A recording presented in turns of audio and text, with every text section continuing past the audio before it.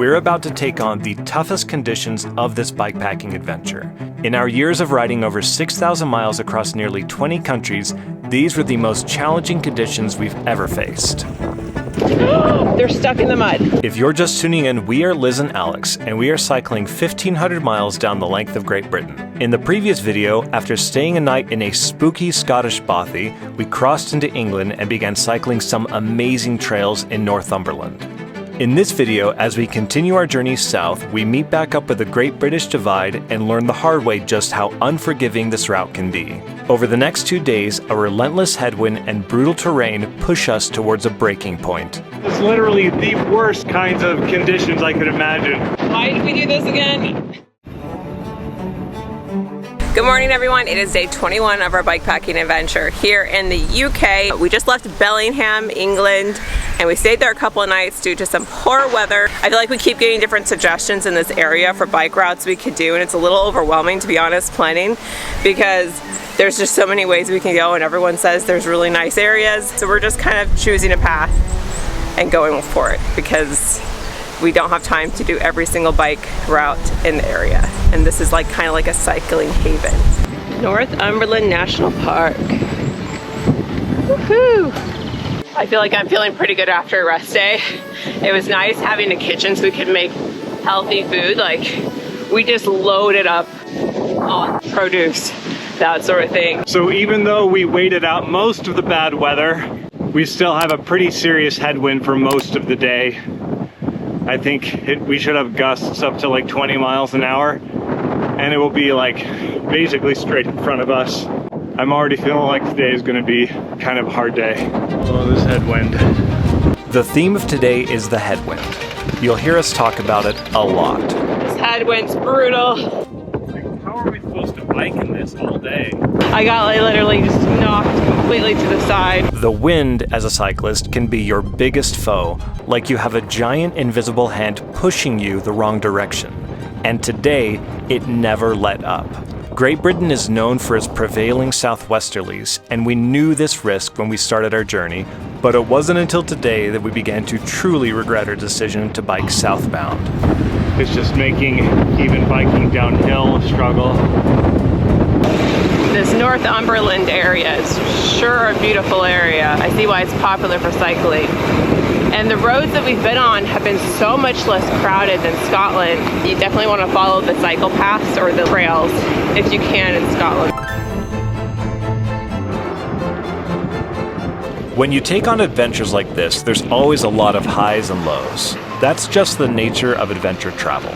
For example, today, even though we faced a fierce headwind, we cycled some incredible trails, especially once we connected back up to the Great British Divide.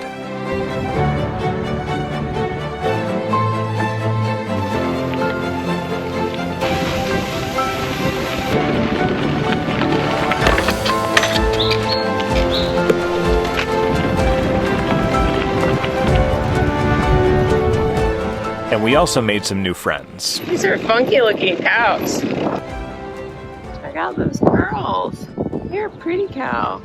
So on top of today being very difficult because of the headwind, it's also been a ton of steep up and down hills. So up and down and up and down and up and down. At least it's not raining. Despite all of the challenges of today, if we had known what we were getting into the next day, we would have thought that today was a literal breeze. However, the end of the day brought us one more challenge. This is what we get for following the GB Divide. They say they don't want to tell you too much about the route. Now we have to go down a set of narrow stairs with fully loaded bikes.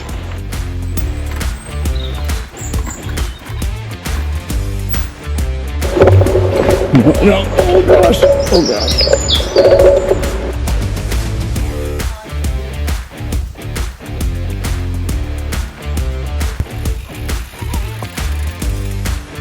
Oh, we got stairs. It's quite a way down. It's a lot of steps up the other side as well. I don't know if I'm gonna be able to lift this. What I mean. Okay, especially with this mud. I just got in the mud. And no way. I got my bike up, now I gotta get Liz's bike up.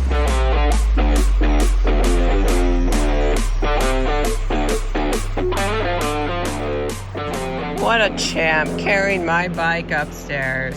Good training for our next adventures. We think that we're going to be, give me 1 second. This fall we're hoping to go somewhere where we might be doing a lot of stair climbing. Without a bike though. No bike.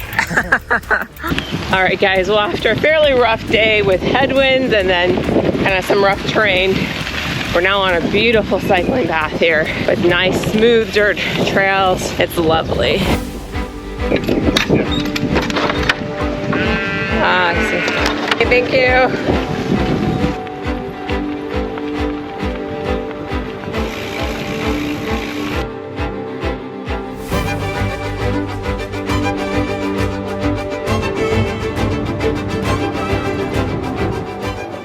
We ended the day in our usual way, trying to figure out where to camp.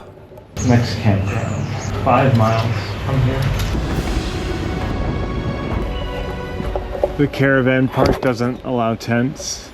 No. I don't think so, no. The only thing I can suggest, do you wild camp? Mm-hmm. Sort of thing. Well, a couple of years ago I went and wild camped down the railway track. Oh. There's a little picnic area. Oh, okay. And it's on a bank on this side of the railway line. Oh, there's a picnic bench. I bet this is it. We aren't sure if technically wild camping is legal in England. When we asked the guy, he's made it seem like, oh, it's fine. So maybe it's kind of loose rules here, but this seems pretty isolated, honestly. This isn't too bad. The problem is the angles, which is always the problem wild camping for me, because if I'm too angled, I don't sleep. The guy was actually really cool though that we met. He's done John O'Groats, or Land's End to John O'Groats, and he did it in 4.5 days, which is insanity. He used to race cycle. I can't even imagine that. All right, well, Liz goes and sets up the tent. I'm gonna have to venture down to the water, which is quite far and steep. Holy crap, that's a hole. Oh my goodness. Made it down.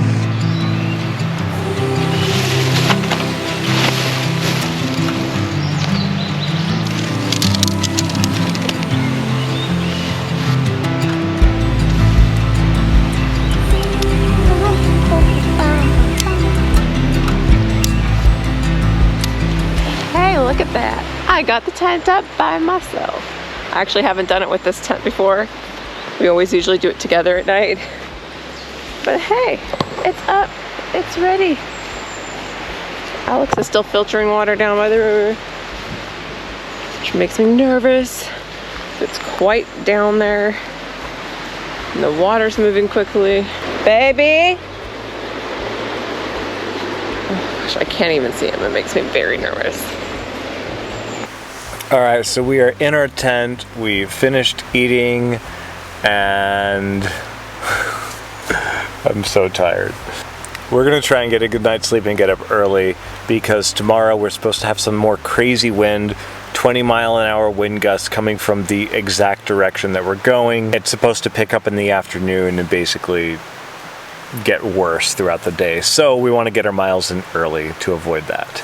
Anyway, that is it for the night. We will see you in the morning.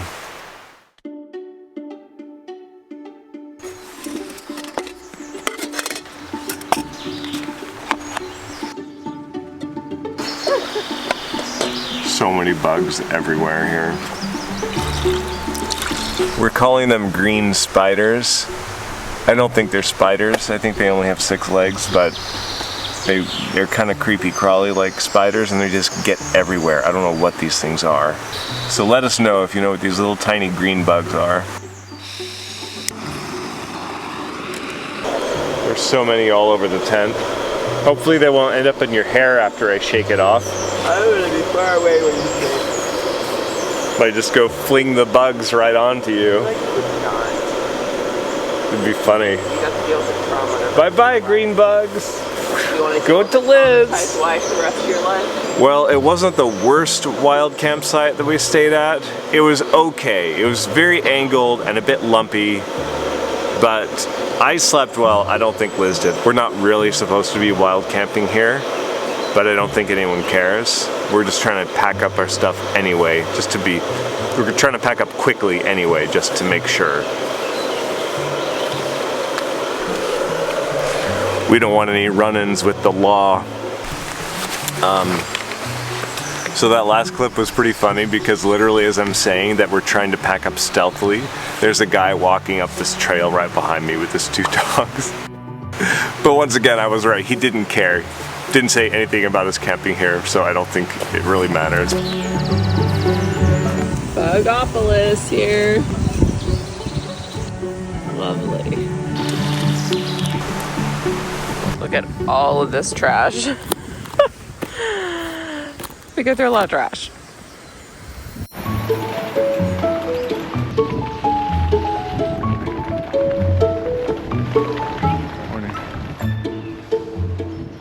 It's day 22 and the weather sucks. Oh. And it's really bad. Super strong wind and rain. It's like we got all of the good weather for the first 2 weeks and it hasn't been good since then. Makes me think we should have actually pushed it during those first 2 weeks instead of meandering.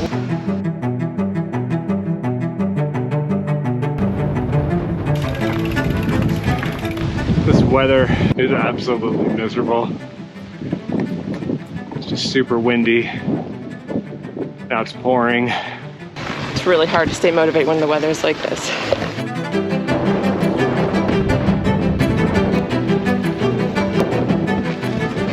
A few miles back, we hopped onto the GB Divide. And although it's a beautiful trail, it's been basically just relentless uphill into the wind on gravel.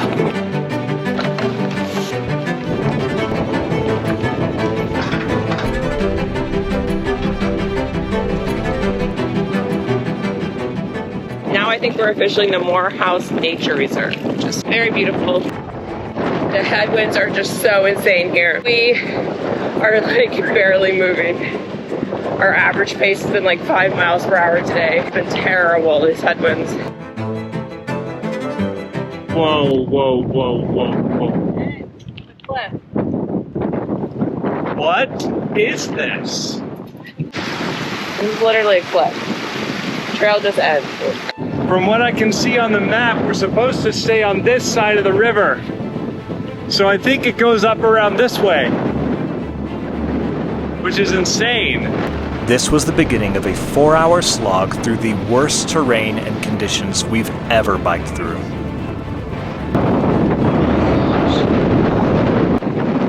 Why did we do this again? The road ends over there. It's supposed to follow along here, but there's nothing. And these wind gusts are like 50 miles an hour. The combination of severe washouts and boggy ground left us with virtually no trail to ride on. Oh, my feet are soaked. They're stuck in the mud. We obviously would not have gone this way if we had known the trail conditions. Oh man, this is rough. I don't care what happens. After we're done with this section, I am done with the GB Divide. It's just, there's so many really nice parts, but then it takes you into such garbage terrain. Can't even bike right now. Trudging through the bog while fighting a brutal headwind didn't just wear us down physically, it broke us mentally. We found ourselves seriously questioning whether or not we could actually make it through. Then came the hard part, the river crossings. Given the weight of our fully loaded bikes and the unstable rock crossings, we had no choice but to unload our bikes and haul our gear and bikes separately, one trip at a time. We had no idea how many crossings there were ahead of us. It wasn't once or even twice, but at least 3 or 4 times.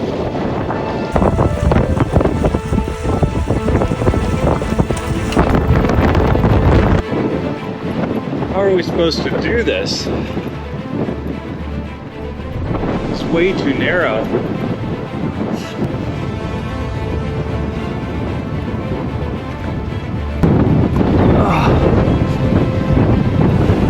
Oh gosh. You probably need some help. Hang on. I can't put my bike down. I'd really like to know who thought it would be a good idea to send a bikepacking route through a swamp where you have to walk your bike. My feet are soaked. This is a nightmare. This is just a swamp. Of all the places we've biked, including the first 1,700 miles or so of the Great Divide mountain bike route, I've never seen anything so bad as this. This is literally the worst kinds of conditions I could imagine for a bike-packing route. Then, to make matters worse, I twisted my ankle and it doesn't feel great. So I'm literally lying here in this awful terrain with my legs elevated. How much fun are you having? I don't think I can vocalize my thoughts on YouTube without getting demonetized. the final stretch seemed to go on forever as we pushed our bikes up a steep hill covered in slippery mud and loose rocks. Oh my goodness. That is so deep. Whoa. I was not prepared for how deep that was. Uh-oh. It's like up to the middle of your tire. You could try coming around this way. Okay. Oh boy. We could feel ourselves nearing the finish, but it couldn't come soon enough. Finally, after 4 hours of total misery, we made it out. Oh. Pavement. Beautiful pavement.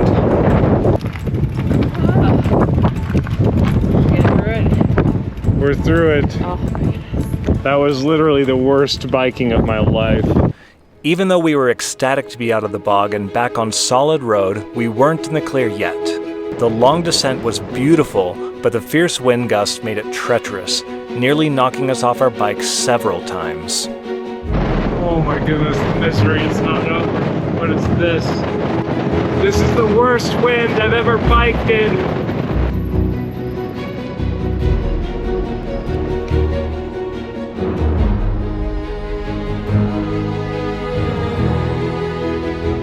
Today was definitely the hardest day of the trip. It was just insane. Headwind uphill in a bog. It was terrible. Alex, I don't think got it on camera, but I'm just like literally crying as I'm pushing my bike. It was... I thought I shouldn't film you like that. Yeah, Alex always feels weird about filming when I'm so emotional. I would be so happy to never have to bike in anything like that ever again. Yeah. We didn't do very many miles. Our miles look terrible, but we were... It's like our hardest day. Honestly, I think how long was that bog section for? Like 5 miles, and I think it took us 4 hours to get through there. It was just like pure adrenaline getting through there. We had some fish and chips afterwards at a little inn. Yeah, we went to a pub and got dinner because we're like, we need to treat ourselves. And we don't want to cook. Afterwards, I felt like it all hit me all at once, like all the physical exhaustion of what we had to do there, like my arms, like everything is so sore on me from having to just push a bike through a bog. All right, guys, well, we will see you on the next video. Bye-bye. On the next episode, We are starting the journey to London. This weather is driving us nuts. positively pissing. Today is just not my day. Oh gosh. Once again, the birds seem to be out to get me. One of them dropped a little bomb. I didn't even have my helmet out for very long. Just set it out here while I was putting the stuff on my bike. Decided to leave a little present for me right there. I don't know why they're out to get me. I just got crapped on.